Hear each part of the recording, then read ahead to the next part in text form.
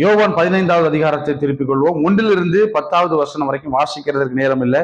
அந்த 1 10வது வசனம் வரைக்கும் என்ன காரியங்களை அழகாய் சொல்லப்பட்டிருக்கிறது என்றால், கர்த்தர் பிதாவாகிய தேவன் திராட்சை தோட்டக்காரர். பிதாவாகிய தேவன் யாரு? திராட்சை தோட்டக்காரராகவும், கிரைஸ்ட் அதாவது இயேசு கிறிஸ்து திராட்சை செடியாகவும். இயேசு கிறிஸ்து எப்படிப்பட்டவராக இருக்கிறாரு? திராட்சை செடியாகவும், நாம் எல்லாம் கொடிகளாகவும் இருக்கிறோம் என்பதை குறித்து அழகான ஒரு விளக்கம், நல்ல ஒரு சூப்பரான ஒரு விளக்கத்தை அந்த இடத்துல கொடுத்திருக்கிறான். அப்போ இது இந்த நாம் பார்க்கிற இந்த வேத பகுதியில எது முக்கியமாக சொல்லப்பட்டிருக்கிறது அப்படி என்பதை குறித்து சின்ன சின்ன காரியங்களை ஒவ்வொரு பாயிண்ட்ஸா சொல்லிட்டு அதுக்கப்புறம் ஒரு சின்ன இன்ட்ரோடக்ஷன் கொடுத்துட்டு அதுக்கப்புறம் பின்னாடி நான் உங்களுக்கு அதை விளக்கமா சொல்லுகிறேன். ஃபர்ஸ்ட் இதுல முக்கியமான சில குறிப்புகள் கொடுக்கப்பட்டிருக்கு. ஒண்ணு, நிலைத்திருந்தால் கனிகளை கொடுப்பீர்கள். ஒண்ணுனது. ரெண்டாவது, நிலைத்திராவிட்டால் காய்ந்து போய் அக்கினிக்கு இரையாக்கப்படுதல். சொல்லுங்க, நிலைத்திராவிட்டால் காய்ந்து போய் அக்கினிக்கு இரையாக்கப்படுதல். மூன்றாவது, தானாய் கனி கொடுக்க முடியாது. மூன்றாவது என்ன? தானாய் கனி கொடுக்க முடியாது. ஒண்ணு, நிலைத்திருந்தால் கனிகளை கொடுப்போம். 2, நிலைத்திராவிட்டால் காய்ந்து அக்கினிக்கு இரையாக்கப்படும். மூன்றாவது, தானாய் கனி கொடுக்க மாட்டாது. அப்புறம் அடுத்தது 4வது வசனம். 4வது காரியம், முக்கியமான பாயிண்ட் என்ன அப்படின்னா, நீங்கள் என்னிலும் என் வார்த்தை உங்களில் நிலைத்திருந்தால் நீங்கள் கேட்டுக்கொள்வது எதுவோ அது உங்களுக்கு கொடுக்கப்படும். சொல்லுங்க, நீங்கள் என்னிலும் என் வார்த்தை உங்களிலும் நிலைத்திருந்தால் நீங்கள் கேட்டுக்கொள்வது எதுவோ அது உங்களுக்கு கொடுக்கப்படும். இதுதான் 7வது வசனத்தில் இந்த வசனம் இருக்கிறது. சரியா? இது எல்லாமே அதுல முக்கியமான வசனங்கள். அதாவது 2வது வசனம், 4வது வசனம், 7வது வசனத்துல சொல்லப்பட்டிருக்கிற வார்த்தைகளை சின்ன ஹிண்டா நான் உங்களுக்கு கொடுத்துட்டேன். உங்க மைண்ட்ல இப்ப அழகா பதிஞ்சிருக்கணும். பிதா திராட்சை தோட்டக்காரர், கிறிஸ்து திராட்சை செடி, நாம் கொடிகளாக இருக்கிறோம். அடுத்த 4 காரியம் சொல்லப்பட்டிருக்கு. நிலைத்திருந்தால் கனிகளை கொடுப்போம், நிலைத்திராவிட்டால் அக்கினிக்கு இரையாக்கப்பட்டு, அப்புறம் அடுத்தபடியாக தானாய் கனி கொடுக்க முடியாது. பிதாவுடைய வார்த்தையிலும் நாம் நிலைத்திருந்தால் நாம் கேட்டுக்கொள்வது எதுவோ அது நமக்கு கொடுக்கப்படும். இது 4ம் அழகா புரிஞ்சிருச்சா? சரி, இப்ப நான் இன்ட்ரோடக்ஷனுக்குள்ள வந்துடுறேன். கர்த்தருக்குள் நாம் நிலைத்திருந்தால் எவைகள் எல்லாம் பெற்றுக்கொள்ள முடியும்? கர்த்தருக்குள் நாம் நிலைத்திருந்தால் எவைகள் எல்லாம் பெற்றுக்கொள்ள முடியும்? எப்படி பெற்றுக்கொள்ள முடியும்? இன்னைக்கு இந்த பெற்றுக்கொள்வதில்தான் போராட்டம் இருக்கு. பெற்றுக்கொள்வதில்தான் போராட்டம் இருக்கு. ஒரு மனுஷன் இருந்து சில காரியங்களை வாங்க முடியுதா? சீக்கிரமா வாங்க முடியுதா? வாங்க முடியல. அப்ப ஆண்டவர்கிட்ட சில காரியங்களை வாங்குறதுக்கு கிட்டத்தட்ட அநேக பிரயாசங்கள் எடுக்கிறோம். அதெல்லாம் நம்ம சில காரியங்களை பார்க்கிறோம். தேவனிடத்தில் நாம் ஒரு காரியத்தை பெற்றுக்கொள்ளும் போது என்னென்ன துன்பங்கள் அனுபவிக்கிறோம், என்னென்ன காரியங்கள் நமக்கு பிரச்சனைகள் வருது, நாம் எப்படி அவர்கிட்ட, அதான் சொல்லுவாங்கல்ல, நேக்கு தெரிஞ்சா ஈஸியா. இவன் சிலருக்கு சில நேக்கா, அது என்ன நேக்குனாங்க என்ன சொல்லுவாங்க இல்லையே, ஞானமா கவனமா என்ன பண்ணுவாங்கன்னா அழகா செயல்படுவாங்க. அவங்க ஈஸியா செஞ்சிருவாங்க. அதாவது ஸ்மார்ட் ஒர்க்கா இருப்பாங்க. சிலங்க கஷ்டப்பட்டு உழைப்பாங்க, ஒண்ணுமே இருக்காது. கஷ்டப்பட்டு உழைப்பாங்க, என்ன பண்ணாது, ஒண்ணுமே இருக்காது. ஆனா சில ஸ்மார்ட்டா ஒர்க் பண்ணுவாங்க, அங்கங்கேயும் ஆசீர்வாதத்தை பெற்றுவாங்க. நம்ம பார்ப்போம். அது கூட இன்னொன்னு, 4 வருஷம் 5 வருஷம் சபைக்கு வருவோம். சில காரியங்களை கேட்டா கூட ஆண்டவர் தர மாட்டாரு. ஆனா ஒரு வருஷம் தான் சபைக்கு வந்திருப்பாங்க. பார்த்தா டக்குன்னு கேட்டா அவங்களுக்கு உடனே கிடைச்சிடும். அப்ப என்ன நினைப்போம், அவங்களுக்கு எல்லாம் கிடைக்குது, நமக்கு ஏன் கிடைக்கும்? நான் ஏன் பெற்றுக்கொள்ள முடியல? ஏன் ஆண்டவர்கிட்ட தானே நான் ஜெபம் பண்ணேன், எனக்கு ஏன் இது கிடைக்கல? நான் எவ்வளவு தடவை தான் கேட்கறது? ஒருவேளை வேற மாதிரியா கேட்கணுமோ, இப்படி கேட்கணுமோ, அப்படி கேட்கணுமோ, எப்படியாவது கேட்டு வாங்கிடும். சிறு பிள்ளை தன் அப்பா அம்மாவிடத்துல ஏதாவது ஒண்ணு கேட்டு எப்படி அவசரப்படுத்தியோ இல்ல பொறுமையாவோ அவங்க அம்மாவுக்கு ஐஸ் வச்சோ அப்பாவுக்கு ஐஸ் வச்சோ எப்படியாவது வாங்குறதுக்கு முயற்சி எடுக்கிறத போல நாம் தேவனுடைய சமூகத்திலிருந்து சில காரியங்களை பெற்றுக்கொள்வதற்கு என்ன பண்ணுகிறோம்? முயற்சி எடுக்கிறோம். அது எப்படிப்பட்ட முயற்சிகளா இருக்கிறது பாத்தீங்கன்னா, ஒண்ணு வேண்டுதல். ஒண்ணுனது வேண்டுதல். 2வது பாத்தீங்கன்னா பொருத்தனைகள். 2வது என்னது? 3வது பரிகாரங்கள். ஆண்டவரே, நீர் எனக்கு இது செய்வீர் என்று சொன்னால் நான் இதை செஞ்சிடறேன், நான் இதை செஞ்சா எனக்கு இதை செஞ்சிருங்க அப்படின்னு சொல்லி என்ன பண்றோம்? பொருத்தனைகள் வேற, பரிகாரங்கள் வேற. அதாவது நான் இது எடுத்திருக்கிறது பொதுவாய் எல்லாருக்கும் புரியணும் இல்லையா? ஒண்ணு என்னது? வேண்டுதல். வேண்டுதல் வைப்பாங்க. என்ன வேண்டுதல்? மொட்டை அடிக்கிறேன், நடந்து வரேன், இந்த மாதிரிப்பட்ட வேண்டுதல். அடுத்தால பொருத்தனைகள். பொருத்தனைகள் அப்படின்னா, கர்த்தர் எனக்கு செஞ்சா 50,000 ரூபாய் சபைக்கு கொடுத்துட்றேன், அப்படிதானே இல்லையா? சரி, 10 சேர் வாங்கி கொடுத்துட்றேன், இல்ல ஏதாவது ஒன்று வாங்கி கொடுத்துறேன்னு சொல்லி என்ன பொருத்தனைகள். அடுத்தால பரிகாரங்கள். பரிகாரங்கள் அப்படின்னா பாத்தீங்க அப்படின்னா, இது இந்த வார்த்தை நம்முடைய பைபிள்ல ரொம்ப அதிகமா பார்க்க முடியாது. மற்ற ஜனங்கள் என்ன பண்ணுவாங்க அப்படின்னா, ஒரு பாவம் செஞ்சிருந்தாங்கன்னா அதுக்கு பரிகாரம் செய்வாங்க. அதாவது ஈடு கட்டுவாங்க. அதாவது இப்போ இவ ஜோஸ்பின் இருக்கா, ஜோஸ்பின் ஒரு பாவம், இந்த பரிகாரம் எங்க இருந்துச்சுன்னு பாத்தீங்கன்னா, யூத கலாச்சாரத்துல பலிகளாக இருந்தது. நம்முடைய பைபிள்ல எப்படி இருக்கு? பலிகளா. ஒரு பாவம் குற்ற நிவாரண பலினா அதுக்கு ஒரு ஆடையோ மாடையோ இல்ல ஒரு புறாவையோ கொண்டு பலி செலுத்தணும். அப்ப அப்படி பரிகாரங்களை செலுத்துற காரியம். இன்னைக்கு அப்படி இல்லை. அன்னைக்கு அப்படி இயேசு கிறிஸ்துவே பரிகார பலியாக நமக்கு ஒருவர் மரித்ததினாலே நாம் எல்லாம் என்ன பண்றோம்? பாவம் செஞ்சாலும் ஆண்டவரே என்ன மன்னிச்சிருங்க வார்த்தையினால ஆண்டவர் கூட இணைஞ்சிடும். ஆனா முன்னாடி எப்படி கிடையாது. இப்போ ரெஜினாக்கா பாவம் செஞ்சா ஒரு ஆடை எடுத்துட்டு இங்க வரணும், ஆடு எடுத்துட்டு இங்க வரணும். ஆடு விற்கிற விலைக்கு கொண்டு வர முடியுமா? ஒரு ஆடு 8,000 10,000 விற்குது. கொண்டு வந்து நான் கசாப்பு கடையில துணி போட்டிருக்க மாதிரி போட்டிருக்கணும். பாஸ்ட் இங்க முன்னாடி அப்படிதான் இருந்தாங்க. ஆசாரியர், பிரதான ஆசாரியர் கசாப்பு கடையில போட்ட மாதிரி பலிபீடம் இருக்கும். இன்னைக்கு வந்து பலிபீடம் சொல்லிட்டு எதை வச்சிருக்கிறோம்? வார்த்தையை பேசுகிற இந்த பலிபீடம். அங்க எல்லாம் பலிபீடம் பாத்தீங்கன்னா அழகா இருக்கும். பலிபீடத்துல போட ஆல்டர் எடுத்து போட்டா கொஞ்சம் உங்களுக்கு புரியும். அந்த ஆல்டர்ல என்ன பண்ணுவாங்கன்னா, பலி என்ன பண்ணுவாங்க, வெளியே வச்சு பலி செலுத்திட்டு ரத்தத்தை கொண்டு வந்து உள்ள இருக்கிற பலிபீடத்துல இந்த காலில் ஒண்ணு, இங்க கால் மாதிரி இப்படி நீண்டு இருக்கும். இந்த இடத்துல நீண்டு இருக்கும். இருக்கா? எடுத்துட்டியா? அந்த காது மாதிரின்னு சொல்லுவாங்க. அதை அந்த காதுல அந்த ரத்தத்தை பூசி, ஆண்டவரே ரெஜினாக்கா செஞ்ச பாவத்தை மன்னிச்சிருங்க அப்படின்னு சொல்லி பிரதான ஆசாரியன் ஆண்டவர்கிட்ட மன்னிப்பு கேட்டு விண்ணப்பம் பண்ணணும். இப்படி செஞ்சாதான் பரிகாரம். உங்க பாவம் மன்னிக்கப்பட்டு நிம்மதியா வீட்டுக்கு போகலாம். ஆடெல்லாம் கொண்டு வந்துட சொல்லுறோமா? பழைய காலம் மாதிரி இருந்திருந்தா டெய்லி எங்க வீட்டுல கறிதான்.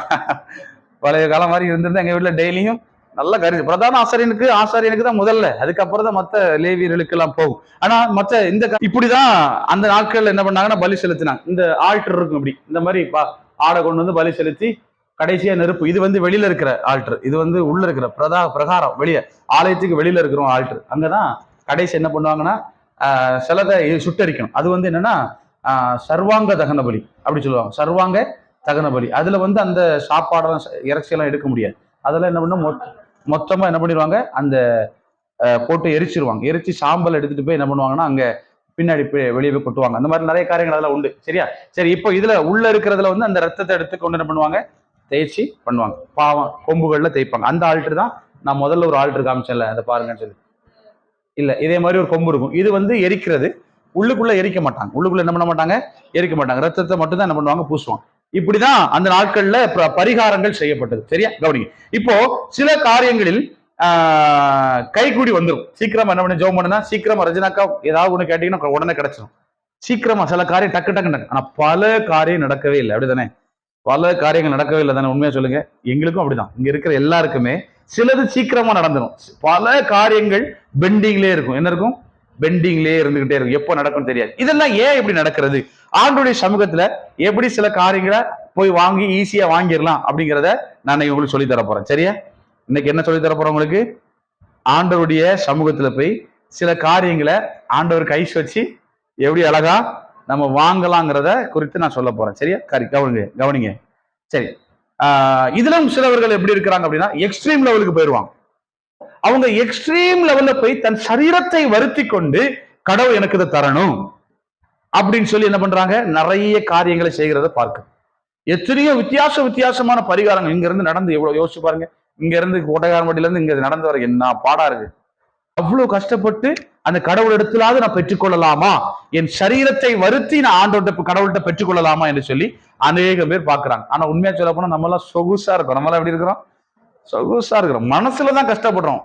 வயிற்ற கட்டி சொன்ன மாதிரி அப்படி கஷ்டப்பட்டு இருக்கிறோம். ஆனா மன கஷ்டப்படுறோம். ஆனா அவங்க அப்படி இல்லை, சரீரத்திலையும் கஷ்டப்படுறாங்க. கஷ்டப்பட்டு ஆண்டோட்ட கடவுள்கிட்ட போய் எல்லாம் கேட்கிறாங்க.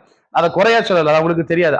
அப்படியாகிலும் ஆண்டோட்ட இருந்து வாங்கிடலாமான்னு பாக்குறாங்க. ஆனா அப்படியெல்லாம் போனா சில காரியங்கள் என்ன பண்ண முடியாது, சில காரியங்களை அவங்களும் பெற்றுக்கொள்ள முடியும். ஆனா அது எப்படிங்கிறது நான் சொல்ல விரும்பல.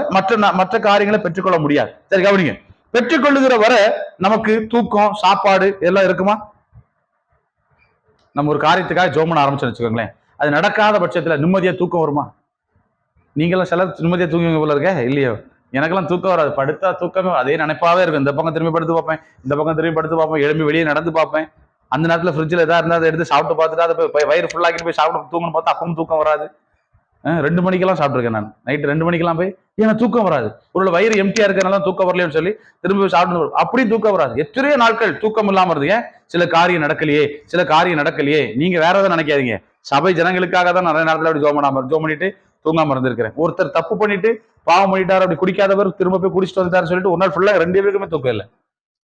அப்படியெல்லாம் கஷ்டப்பட்டு இருக்கிறோம். சரியா? அப்ப சில காரியம் நடக்காதுன்னா நம்ம அப்படியே சாப்பாடு தூக்கம் எல்லாம் போச்சு, அப்படியே நடக்கிற வரைக்கும் உட்கார்ந்துருக்க வேண்டியதான்.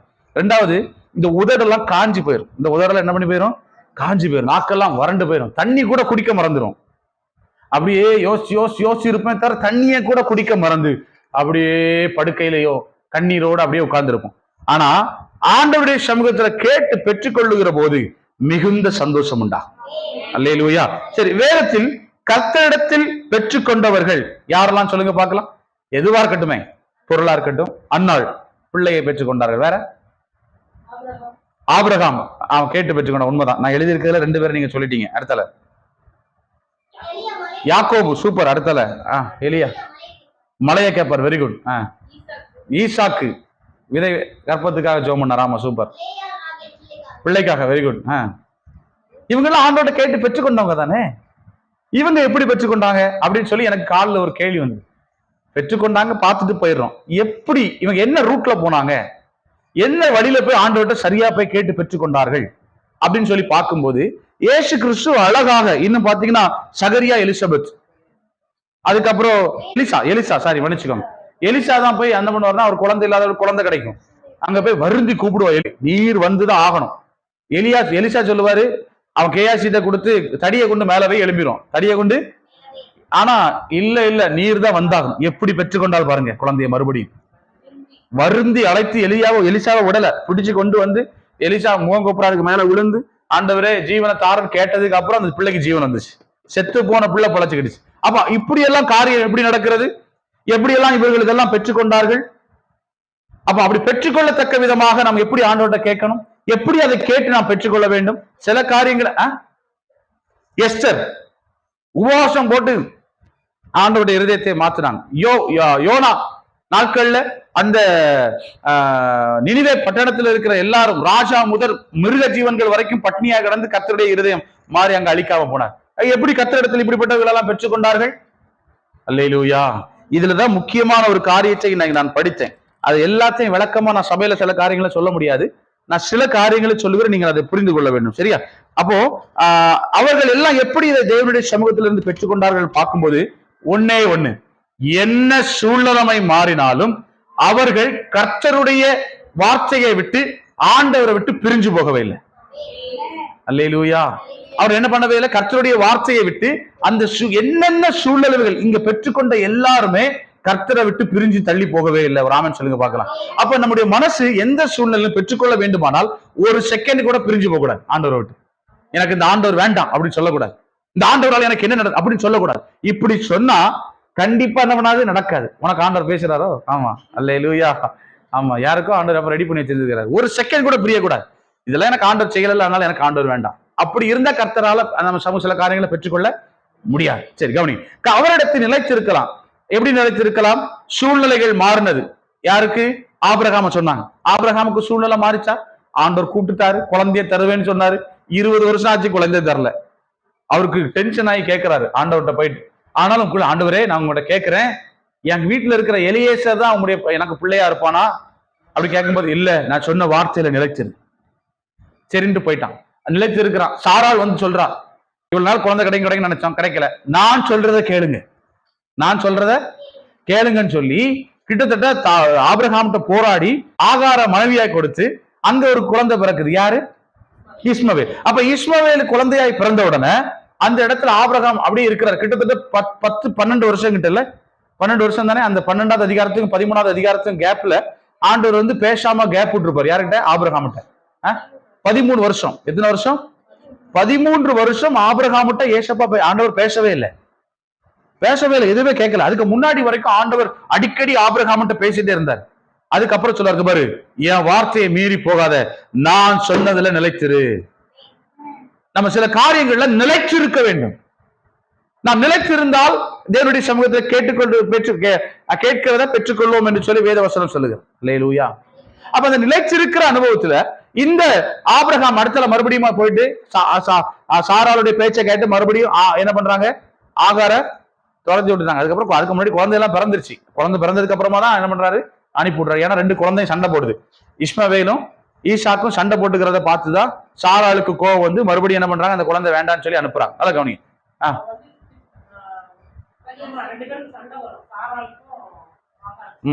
வந்ததுக்கு அப்புறம் தான் பிரிப்பான். அதுக்கு முன்னாடி அப்ப ஆண்டவர் குழந்தை கொடுத்துட்டாரு, அப்ப நிலைத்திருக்க ஆரம்பிச்சிட்டார்.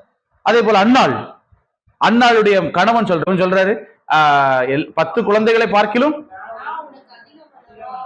அதிகமல்லவான்னு சொன்னாலும் அவளுடைய மனசு அடங்குமா? அடங்கல. அவன் அமைதியா பொறுமையா எல்லாம் முடியாம தேவனுடைய சமூகத்துல போய் யாருமே சொல்லிக் கொடுக்கல. அந்த ஆலயத்துல போய் அவ போய் ஜெபம் பண்றத யாருமே.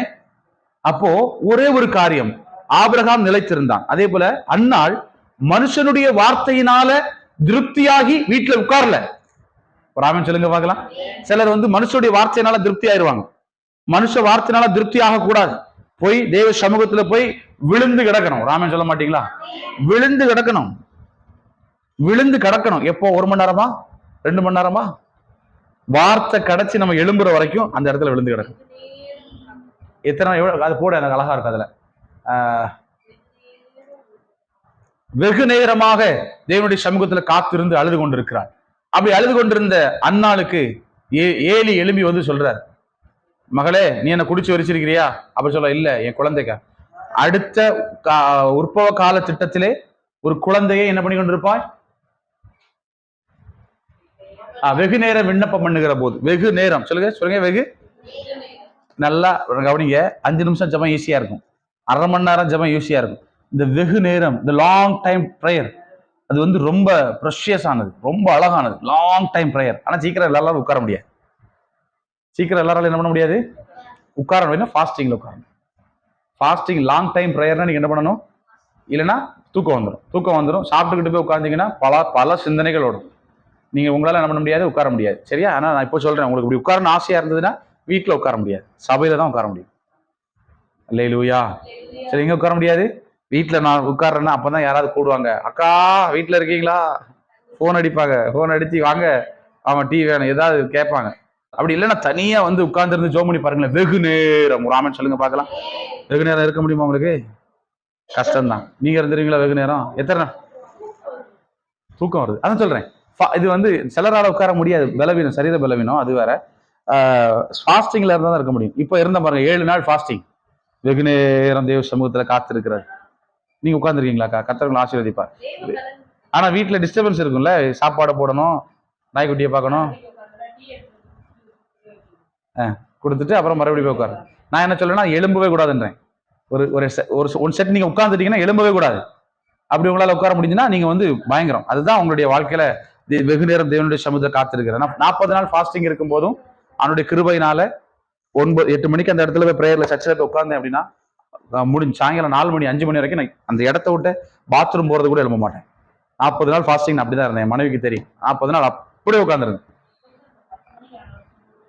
ஆமா, அந்த வெகு நேரம் காத்திருந்ததனுடைய பலன் தான் நீங்க இன்னைக்கு பாக்குறீங்க. அல்லேலூயா. ஆமா, 40 நாள் ஃபாஸ்டிங் அப்புறம் தான் நீங்க இன்னைக்கு பாக்குற ₹1 கூட கிடையாது 2 பேர்டையும். இங்க இருக்கிற மகிமையை நீங்க பாக்குறீங்க. தேவனுடைய சமூகத்துல பெற்றுக்கொள்ளும்படியாக நீங்க காத்திருக்க வேண்டும். சரியா? நிலைத்திருந்து காத்திருக்கணும். அடுத்தபடியாக அவங்க கிட்ட ஒரு முக்கியமான விஷயம் என்னன்னா, நம்பிக்கை மாறவில்லை. அவங்ககிட்ட என்ன மாறல? நம்பிக்கை மட்டும் மாறவே இல்லை. அவங்க நம்பிக்கையில ரொம்ப ஸ்ட்ராங்கா இருக்காங்க. 2வது, மனிதனை விட தேவன் அதிகமா நம்பினான். அல்லேலூயா. மனிதனை விட தேவன் அதிகமாய், இதுதான் நிலைத்திருக்கிறதுடைய காரியம். அடுத்தால அவருக்காக எந்த நிலைக்கும் போக துணிந்தாங்க. அல்லேலூயா. அவருக்காக எந்த நிலைமைக்கும் ஏசப்பா சொல்லிட்டாரா நான் நிலைத்திருக்கணுமா, என்ன எக்ஸ்ட்ரீம் லெவலுக்கு போக ரெடியா இருந்தாங்க. சாத்ராக், மேஷாக், ஆபேத்நேகோ எக்ஸ்ட்ரீம் லெவல்ல போனாங்க. நம்ம இன்னைக்கு கொஞ்சம் வந்தோம்னா அப்படி விட்டுருவோம். நம்ம சிம்சோன் அதாவது எழுதியிருக்கிறாங்க. Very good. காரணம் அது அடுத்த பாயிண்ட். ரெண்டு எக்ஸ்ட்ரீம் லெவல்ல வரைக்கும் போனாரு. எக்ஸ்ட்ரீம் லெவல்ல போனாங்க. கரெக்ட். செங்கோல் போயிருவேன். எக்ஸ்ட்ரீம் லெவல்ல போறாங்க. வேற யாராவது சொல்லுங்க. யோபு எக்ஸ்ட்ரீம்ல போயிட்டாரு. சரீரம் ஃபுல்லா புண்ணு, சரீரத்துல தோலே தெரியல, அவ்வளவுக்கு புண்ணு அவருடைய உடம்புல. அவ்வளவு ஆண்டவரை நம்பினார். ஒரு ஆமென் சொல்லுங்க பார்க்கலாம். மோசே ஸ்ட்ராங்கா இருந்தார். ஓகே. இப்படியாய் அநேக கர்த்தருடைய வார்த்தையை விட்டு மாறாம எந்த நிலைக்கு செல்வதற்கு ரெடியா இருந்தாங்க. இன்னைக்கு நம்ம அப்படி இருக்கிறோமா? அப்படி இருந்தா ஈஸியா பெற்றுக்கொள்ளலாம். எனக்கு என்ன வந்தாலும் பரவாயில்ல, என் கர்த்தரை விட்டு என்ன பிரிக்க முடியாது. சொல்ல முடியுமா ரஜினாக்கா? 4 பேர் உங்களை போட்டு மண்டையை குழப்பும் போது சொல்ல முடியுமா? நீங்க சொன்னா நிலைச்சிருந்தா காரியங்களை கர்த்தர் வாய்க்க பண்ணுவா. நான் அன்னைக்கு தலையில கை வச்சு ஜோம் பண்ணும் போது பாதி அரித்திருந்த பழைய உங்களுடைய நுரையீரல், அதுல இருந்து நீங்க காப்பாற்றப்பட முடியாதுன்னு சொல்லி எத்தனை பேர் சொன்னாங்க. ஆனா ஆண்டவர் உங்களை இன்னைக்கு உட்கார வச்சிருக்கிறாரு. நிலைச்சிருந்தால் நீங்க உங்களுடைய ஜீவனை பெற்றுக்கொண்டீங்க. ஒரு ஆமென் சொல்லுங்க பார்க்கலாம். இன்னும் சில காரியம் இருக்கு, இன்னும் சில காரியங்கள் இருக்கு. பாஸ்டர் சொல்லிக்கிட்டே இருக்கிறாரு, அதை செய்ய முடியாம திணறீங்க, அதை செய்யணும். எல்லாருக்கும் யாரை வேணாலும் எதுக்கலாம், கர்த்தருடைய வார்த்தை நிறைவேற்றும்படியா. உங்க ஜீவனே போனாலும் கர்த்தருடைய வார்த்தை நிறைவேற்ற நிற்கணும். நான் அடிக்கடி சொல்லுவேன், கொங்கந்தான் பாறை அப்படிங்கிற ஒரு இடத்துல ஒரு பாட்டி அங்க இருந்து சிஎஸ்ஐல இருந்து வெளியே பெண்டிகாஸ்ட் சர்ச்சுக்கு வர ஆரம்பிச்சாங்க.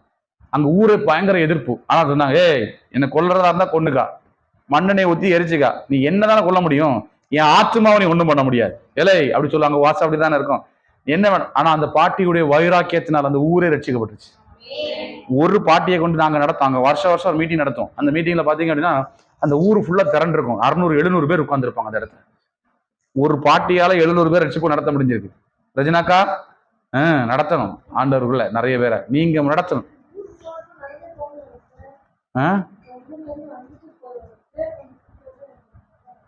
விட்டுறக்கூடாது, நிலைச்சிருக்கணும். என்ன பண்ணணும்? நிலைத்திருக்கும். நிலைத்திருந்தால்தான் இன்னும் அடுத்தப்பட்ட ஆசீர்வாதங்கள். அடுத்தபடியாக கெஞ்சினார்கள். சொல்லுங்க, என்ன பண்ணாங்க? ஆண்டவர்கிட்ட கெஞ்சி கேட்டாங்க. யாரெல்லாம் சொல்லுங்க பார்க்கலாம் கெஞ்சி கேட்டது? கெஞ்சினா அந்த மாதிரி ஒரு மெத்தட்ல உருக்கமா ஜெபம் பண்ணது கூட அப்படி சொல்லலாம். கருத்தாய், கருத்தாய் யாரு? முதல்ல நான் சொன்னேன், எலியா கருத்தாய் ஜெபம் பண்ணார். கருத்தாய் அப்படின்னா கருத்தா உண்மையா உணர்ந்து அப்படி ஜெபம் பண்ணாரு. வேற ஒரு ஜெபம் இல்ல. அந்த கெஞ்சி கருத்தாய் ஜெபம் பண்ண உடனே அங்க மழை பெய்தது. வேற யாருன்னு சொல்லுங்க? வருந்து கேட்டார்கள். யாரு? சரி, அப்ப போராடினவர்கள், போராடி ஜெபம் பண்ணாங்க. யாரெல்லாம்? Super, very good. யாக்கோபு. வேற யாரா இருக்காங்களா? இயேசு கிறிஸ்துவ மறந்துட்டீங்களே. கெத்செமனே தோட்டத்துல போராடி ஜெபம் பண்ணிட்டு இருந்தாரு, அதான் மறந்துட்டீங்க. சீஷர்கள் போராடி ஜெபம் பண்ணாங்க. சரி, போராடி, ஆனா பெற்றுக்கொள்ளுகிற வரைக்கும் எழும்பல. இயேசு கிறிஸ்து போராடி ஜெபம் பண்ணார். எதுக்கு தெரியுமா? அந்த சிலுவை பாடுகளை சுமந்து வருவதற்கு வேண்டிய பலன். ஆனா அவருடைய ரத்தத்தின் வேர்வை துளிகள் எல்லாம் ரத்தமா கீழே விழுந்ததுன்னா ஹை ப்ரெஷர். அவருடைய அதை நினைச்சு பார்த்து அவ்வளவு ப்ரெஷர் அவருக்கு. அதை தாண்டி மறுபடி அடுத்த நாள் அவரை சிலுவையில் அறையும் போது கொண்டு போகும்போது எவ்வளவு பலனா ஆண்டவர் நடந்து போனார். ஒரு ஆமென் சொல்லுங்க பார்க்கலாம். ஆனால் அவர் விடவே இல்லை, நிலைத்திருந்தார்கள். சரியா? அடுத்தபடியாக சிம்சோன். அவர்கிட்ட இருந்ததுல பார்த்தோன்னா செத்தாலும் பரவாயில்ல, இவங்க இருக்கிறவங்க கொண்டுகிட்டு தான் ஆண்டவர் என்ன சாகணும் அப்படிங்கிற மாதிரி பெருசு. செத்தாலும் பரவாயில்ல. இந்த எக்ஸ்ட்ரீம் லெவல்ல ஹையஸ்டா இருந்தது யாருன்னு பார்த்தீங்கன்னா சிம்சோன் தான். இந்த ஒரு விஷயம் மட்டும் கெஞ்சி கேட்கிறான். ஒரு விஷயம் ஆண்டவரே, ஒரு விஷயம். கெஞ்சினவர்கள்லாம் இவர் தான். கெஞ்சி கேட்கிறான், ஆண்டவரே ஒரு விஷயம், ஒரு விஷயம் எனக்கு பலனத்தார் அப்படின்னு சொல்லி கெஞ்சி ஜெபம் பண்ணார். அங்க நிலைத்திருந்தார்கள். அவனை கொண்டு ஒரு பெரிய ரட்சிப்பு உண்டானது. அல்லேலூயா. சரி, இந்த நிலைத்திருந்தாலுங்கிறதுல ஒரே ஒரு காரியம், 5 நிமிஷம் இருக்கிறதுனால சின்னதா நான் சொல்லிடுறேன். நிலைத்திருந்தால் அப்படின்னா இங்கிலீஷ்ல நிறைய அர்த்தம் இருக்கு. ஃபிக்ஸட் அப்படின்னு சொல்றாங்க, ஃபிக்ஸ்ன்னு சொல்றாங்க. அடுத்தால பொசிஷன், சரியான பொசிஷன்ல போய் உட்கார்ந்து இருக்கிறது. அப்படி இல்லைன்னா அல் டுகெதர் அப்படின்னா ஒரு காரியத்தோட பின்னி பிணைக்கப்படுத ஒரு அனுபவம். இதெல்லாம் பாத்தீங்கன்னா நிலைத்திருக்கிற காரியத்துல குறிப்பிடப்பட்டிருக்கு. ஆனா வேதத்துல நான் படிச்சுட்டு இருக்கும் போது ஆண்டவர் அழகா ஒரு காரியத்தை சொன்னார். கணவன் மனைவி. சொல்லுங்க. அந்த வார்த்தையை கோடிட்டு பார்க்கும்போது நிலைத்திருந்தாலுங்கிற வார்த்தையை இதுல கிரேக்கத்துல இருந்து எடுத்து நான் பாக்குறேன். எதற்குள்ள கொடுக்கப்பட்டிருக்கு அப்படின்னா, மரியாள் பரிசுத்த ஆவியானவராலே, பரிசுத்த ஆவியானவர் மரியாளுக்குள் போய் ஒரு காரியத்தை செய்ததை போல, ஒரு அற்புதமான ஒரு காரியத்தை செய்ததை போல மனைவிக்குள்ள என்ன இருக்கும்? ஒரு பிக் அண்டர்ஸ்டாண்டிங் இருக்கும். அந்த நேசம், அந்த அன்பு, தன் மனைவி தன் கணவனை மிகவும் நேசிக்கிறவங்க. ஒரு ஆமென் சொல்லுங்க பார்க்கலாம். நீங்க பாத்தீங்கன்னா அந்த மனைவி முழுக்க முழுக்க யார சார்ந்ததா இருந்தாகணும்? கணவன் யார சார்ந்ததா இருந்தாக வேண்டியிருக்கும்? சொல்லுங்க. முழுமையாக கணவனுக்கு அர்ப்பணித்து இருக்கிறாங்க. இந்த கணவன் அந்த மனைவி இப்படி அர்ப்பணித்திருக்கிற இந்த பாண்டேஜ் இதுதான் ஃபிக்ஸ்ன்னு சொல்லப்பட்டிருக்கு. அது ஆண்டவருக்குள்ள நிலைத்திருந்தார். இதே கூட இணைக்கப்பட்டிருக்கணும். அதனாலதான் சபையை குறித்து என்ன சொல்லப்பட்டிருக்குன்னா, அவர் மணவாளன், நம் மணவாட்டி ஆகிய சபை. இது புரிஞ்சிருச்சு. பவுல் இதை அண்டர்ஸ்டாண்ட் பண்ணிட்டாரு. கணவன் மனைவிக்குள்ள இருக்கிற அந்த பில்ட் ரிலேஷன், அன்பும் அந்யோன்யம் அப்படி அழகாய் அப்படியே பிணைக்கப்படுகிறதை போல இயேசு கிறிஸ்துவுடைய அன்புல அவருடைய எல்லாரும் சொல்லுவாங்க, ஏசப்பாட்டு நல்ல நெருங்கியாத யாருக்கும் ஜெபம் பண்றதா முழங்கால் போட்டு ஜெபம் பண்றோம், பைபிள் வாசிக்கிறதா பைபிள். இதுக்கப்புறம் எப்படி நெருங்கிறது? அன்பு செலுத்தப்படுதல், பேசுகிற கணவன் இடத்துல பேசுகிற அனுபவம், அதே போல ஆண்டவர் இடத்துல பேசுகிற ஒரு அனுபவம், நம்முடைய இருதயத்தில் இருக்கிறதெல்லாம் ஷேர் பண்ற ஒரு அனுபவம் இருக்கிறதான ஒரு அதுதான் இந்த இடத்துல சொல்லப்படுது. நிலைத்திருந்தால். ஒரு ஆமென் சொல்லுங்க பார்க்கலாம். அதாவது தேவன் நினைச்சதே மனிதன் பிரிக்காது இருக்க கடவுள் சொல்லு. அப்ப ஆண்டவர் கொடுத்துட்டார் அப்படின்னா அது எந்த சூழ்நிலை என்ன பண்ண முடியாதுன்னா அது பிரிக்கப்பட முடியாது. நாள் போக போக அந்த என்ன சொல்லுவாங்க அப்படின்னா, நான் இப்ப சொன்னேன் என்ன ஸ்டிக்கி, பயங்கரமா ஸ்டிக் ஆயிக்கும். உங்க அப்பா அம்மா முக்கியமா, வீட்டுக்காரர் முக்கியமா? நான் என்ன முடிவெடுத்தனோ என் முடிவுக்குள்ளதான் இருப்பாங்க. நான் நிறைய வாட்டி கவனிச்சிருக்கிறேன். எல்லாத்த யோசிச்சாலும் நான் போலதான் எல்லாரும், அதே போலதான் எல்லாரும் இருக்கணும். கணவனுடைய தாய் இருக்கும்போது எந்த மனுஷனுக்காகவும் கிறிஸ்துவ விட்டுறக்கூடாது. அப்படி பிணைக்கப்பட்டிருக்கிறேன். அல்லேலூயா. இயேசு கிறிஸ்துவும் அப்படிதான். நன்மையினால் அவர் நன்மை செய்கிறவரா நம்மளை நேசிக்கிறதுக்கு என்ன காரணம் தெரியுமா? அவர் நம்மோடு கூட வந்து ஸ்டிக்கி ஆயிட்டார், நல்ல அன்பா பழகிட்டார். சிறு பிள்ளைகளுக்கிட்ட அவ்வளவு அன்பா போகணும்னா அவ்வளவு ஸ்டிக்கியா மாறிட்டார், அவ்வளவு அன்பா நிலைத்திருந்துட்டார். சீஷர்கிட்ட போய் பாத்தீங்கன்னா ஏன் யூதாஸ் காரியத்தை கூட அப்படி நேசிக்க முடியுதுன்னா, அந்த யூதாஸோடு பயங்கர ஸ்டிக்கி ஆயிட்டார் ஆண்டவர்.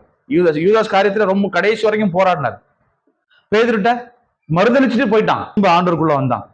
ஆண்டவருடைய அன்பு நிலைத்திருக்கிற அன்பு. ராமன் சொல்லுங்க பார்க்கலாம். மனுஷ அன்பு மாறுகிற அன்பு. சூழ்நிலை மாறினா விட்டுட்டு ஓடிவான். சூழ்நிலை மாறினா இங்க என்ன வேணாலும் போயிட்டு போயிருவோம், கையை கழுவிட்டு போயிருவாங்க. சில இடத்துல நீங்க பாத்துருக்கீங்களா? நேர போய் நிற்கும் போது சொல்லப்படாத மாப்பிள்ள நீ எதுவும் சொல்லிடாத, வாயை திறந்துடான்னு சொல்லி போய் சின்ன வயசுல இருந்தே பாருங்களேன். ஸ்கூல்ல போய் மாட்டிக்கிட்டான்னு வச்சுக்காங்க, வாயை திறந்துடாது, நம்ம வாயை திறக்க மாட்டோம். பக்கத்துல இருக்க வாய் நம்ம என்ன பண்ணி அப்புறம் மொத்த அடியையும் வாங்கிட்டு வரணும். இதே மாதிரி நிறைய இடத்துல கைவிடப்படுகிற அனுபவங்கள் வரலாம். ராமன் சொல்ல மாட்டீங்களா? இந்த திருச்சியில ஒருத்தரை பார்க்கும்போது தம்பியை கைவிட்டுச்சாங்க. பெற்றோர்கள் வந்து தம்பி என்ன பண்ணிட்டாங்க, கைவிட்டுச்சாங்க. அவ்வளவுதான், போ நீ உன் வேலையை பார்த்துட்டு போ, சொத்துல ஒன்றும் தர முடியாது, எதுவும் தர முடியாது, என்ன வேணாலும் தலைகளை. ஒரு ஆள் அப்படி நாங்க பார்த்தோம், ஒரு பாஸ்டர் சொன்ன ஒரு காரியம். அப்போ இப்படி வேணாலும் மாறிடும், டப்புன்னு மாறிடும். ஆனா தேவ அன்போ நிலைச்சிருக்கிற அன்பு. இன்னைக்கு வரைக்கும் பாருங்க, உயிரோடு இருக்கிறன்னா அவருடைய அன்பு மாறாதனால பின்மாறி ஓடணும் ஆண்டவரை விட்டு. ஆனா கர்த்தர்